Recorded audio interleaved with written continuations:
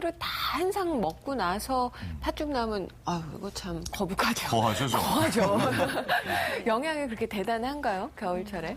예, 팥을 드시고 나서 이제 팥죽을 드시고 나서 좀 든든하다라고 느끼시는 이유는 네. 예. 팥의 그 껍질째에 함께 만들기 때문에 식이섬유소가 무척 풍부합니다. 예. 포만감이 그렇죠. 식이섬유소는 위 안에서 수분을 흡착해서 오랫동안 머물러 있도록 해주기 때문에 예. 포만감을 줄 수가 있죠. 그래서 배가 부르다는 느낌을 오랫동안 간직할 수도 있게 되죠. 예. 그 영양적인 특징을 따져보면 무기질 중에서는 칼륨과 칼슘이 매우 풍부하게 들어있는데요. 칼륨은 혈압을 낮춰주는 좋은 효과가 있고 칼슘은 뼈를 튼튼하게 해주는 효과를 기대할 수 있습니다. 예. 비타민 중에서는 비타민 B1, 티아민으로 흔히 알려져 있는 비타민 B1이 많이 들어있는데 쌀을 모두 도정을 해서 흰 쌀로 만들었을 때는 이제 비타민 B1이 부족해서 각기병에 걸리기 쉽다 이렇게 이야기를 하는데 예. 그 팥에 들어있는 비타민 B1이 탄수화물을 분해하는 효과가 아주 뛰어나기 보충해 때문에 이렇게 만든 새알심이 너무너무 예쁘죠. 보름달 같이 예뻐요. 이민숙 교수님, 이렇게 팥죽에 새알심을 넣어서 먹은 뭐 특별한 이유라도 있을까요? 예, 그 사실 팥죽의 핵심은 팥이 아니라 저 네. 새알심이에요. 아, 그렇습니까? 오. 의미를 따져보면 예. 이제 새알심이라는 것이 결국 이제 새의 알을 본따서 만든 거거든요. 그래서 그 다른 지방에서는 뭐 옹심이, 옹시래미 뭐 여러 가지 이름으로 이제 부르게 되는데 예. 그 동지가 1년 중에 가장 그 낮의 길이가 짧고 밤의 길이가 길잖아요. 그렇죠. 그러니까 동지가 지나고 나면 반대로 점점 양의 기운이 번창을 하면서 예. 이제 해가 점점 길어지게 되거든요. 그래서 떠오르는 해를 상징을 하는 것이 새알심이 품어있는 새알심이 거군요. 그렇게 상징을 하고 있습니다. 오. 그래서 고대인들은 그 곡식이라든지 아니면 새의 알이라든지 이런 걸 굉장히 신성하게 생각을 했어요. 예. 그래서 뭐 굉장히 다산의 상징으로 생각을 하기도 했고, 알이니까. 예, 그래서 신화를 보면 무슨 뭐 고주몽이라든가 이렇게 전부 다 맞아요. 주몽, 그 알에서 나온 탄생 신화가 많죠. 박혁거세 뭐 모두 다 알에서 나오는 예. 탄생 신화가 많이 있죠. 굉장히 신성한 느낌을 주기 위해서 그런 그 신화를 만들어서 이용을 했는데 예. 그 팥죽 안에 들어있는 그 새알심 역시 떠오르는 해를 상징함과 동시에 뭐 다산도 기원을 하고 여러 가지 좋은 의미가 의미를 많이 담겨 있네요. 그런 의미를 이제 함께 포함을 하고 있다고 볼 수 있고요. 예. 요즘에는 뭐 설날 떡국을 먹어야지 나이를 한 살 먹는다 이렇게 다들 알고 계시잖아요. 그렇죠. 그것뿐만 아니라 이렇게 반드시 이 옹시래미가 들어있는 예. 팥죽을 먹어야 나이를 한 살 더 먹는다 이렇게 예전에는 생각을 많이 했었고요. 또 먹을 때도 주의할 점이 있어요. 뭔데요? 빵에도 뭐 여러 가지 팥소 들어간 뭐 다양한 제빵이 많잖아요. 근데 그 알갱이가 없는 그 팥 색깔이 나잖아요. 하얀 팥. 그런 건 어떤 건가요? 네.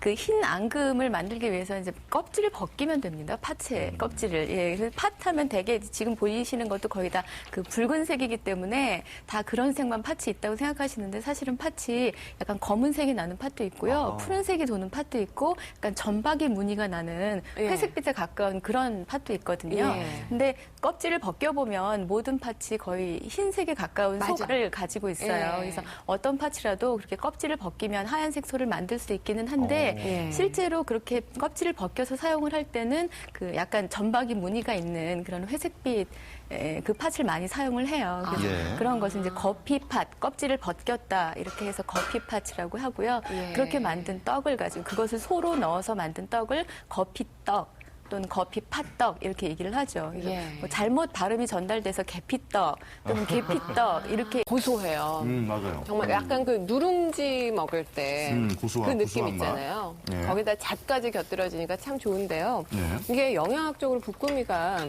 어떻습니까? 팥죽하고도 좀 비교를 해주시고요. 네, 기본적으로 쌀과 팥은 굉장히 궁합이 잘 맞는 음식이라고 이제 앞서 말씀드렸는데 비타민 B1이 풍부하기 때문에 탄수화물이 소화될 때 그 소화 과정을 도와주는 역할을 하죠. 네. 그런 면에서 이제 장점이 있는 음식이고 네. 또 볶음이는 아까 조리 과정에서 보셨다시피 기름을 사용을 해서 지지는 떡이라고 분류를 합니다. 떡 그렇죠. 종류 중에서 그래서 탄수화물이 풍부한 식품인 지금 이제 찹쌀과 그다음에 팥을 이용을 해가지고 볶음이를 만들면서 거기다 기름을 썼기 때문에 영양적인 균형이 잘 맞는다고 볼 수가 있고요. 네. 이렇게 기름을 사용하셨기 때문에 필수 이민숙 교수님, 팥은 특히 잘 쉬는 음식 가운데 소화합니다. 하나예요.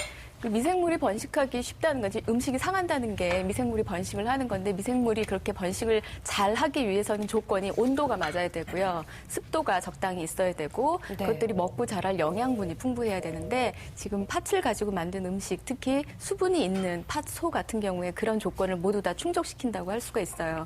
굉장히 미생물 번식이 쉽게 이루어지게 되는데 네. 특히 또 조직을 모두 다 으깬 상태이기 때문에 훨씬 더 미생물 침투가 쉽다고 할 수 침투가 있죠. 쉽고. 껍질째 다 있는 경우에 비해서 그렇죠. 훨씬 더 그러니까 잘 쉬게 되는 거고요. 아. 이 쉬지 않게 하기 위해서는 이제 좀 설탕이라든지 소금으로 다 한 상태에서 보관을 하셔야 되고. 근데 양갱이라는 단어가 조금 낯설어요. 네. 이게 어디서 유래된 음식인가요? 양갱은 한자로 양양자에다 국갱자를 써갖고 쓰는데요. 그러면은 네, 중국에서 양국? 양국이에요? 그대로 따져보면 그런 말이 되는데 양은 안 사실, 들어가는데 예, 여기. 중국에서 유래된 음식이고요. 예. 원래 양갱 종류가 굉장히 다양하게 있습니다. 그래서 쪄서 만든 경우엔 증양갱, 네. 물이 많은 거는 수양갱, 그리고 오늘 만드신 것처럼 졸여서 만든 경우에는 연양갱이라고 얘기를 하는데 연양갱. 예, 우리나라에서 지금 현재 먹고 있는 것은 다 연양갱이고요. 그냥 줄여서 양갱이라고 부르기도 하죠. 어떤 분들은 연양갱을 영양갱이라고 영양가가 많다 이렇게 생각하시기도 하는데 네. 물론 뭐 영양가는 많이 있습니다만 네. 이름은 정확한 이름은 연양갱이고요. 예. 저렇게 이제 졸여서 만들었기 때문에 수분이 거의 없는 상태라서 굉장히 열량이 높습니다. 그리고 초콜릿 같은 거 등산 가실 때 비상식량으로 가지고 가시는 것처럼 네. 연양갱도 그렇게 열량을 쉽게 빨리 공급받는 용으로 쓰시기에 적합하다고 볼 수 있죠. 네. 뭐 초콜릿보다는 당연히 팥이 들어간 양갱이 더 낫겠고요. 다이어트에도 팥이 효과가 있다는 얘기 들었는데 예. 사실인가요? 저도 인터넷에 보니까 팥을 이용한 다이어트가 소개되고 있더라고요. 예. 그런데 이제 그것은 팥을 전체적으로 먹는 게 아니라 우린 물을 먹는 걸로 이렇게 소개가 되고 있는데 네. 그 효과가 있는 것은 결론부터 말씀드리면 근본적인 효과가 있는 건 아닌데 일시적인 체중 감량 효과는 기대할 수가 있습니다. 아하. 예, 이제 다이어트라고 하면 우리가 체성분 중에서 체지방을 빼는 것이 가장 중요한 목적이죠.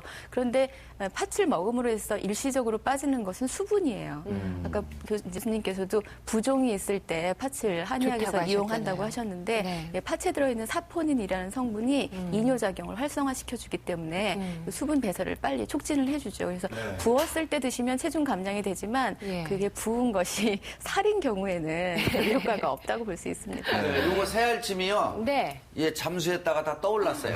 그래요? 잠수에다가 네, 다시 완성됐습니다. 예. 아, 힘들었습니다. 아유, 수고하셨어요. 방송 시간에 이 전 과정을 다 담았네요. 처음부터 끝까지. 이제 맛보는 것만 남았습니다. 그래서 마지막 시식만. 소금 간을 해주세요. 소금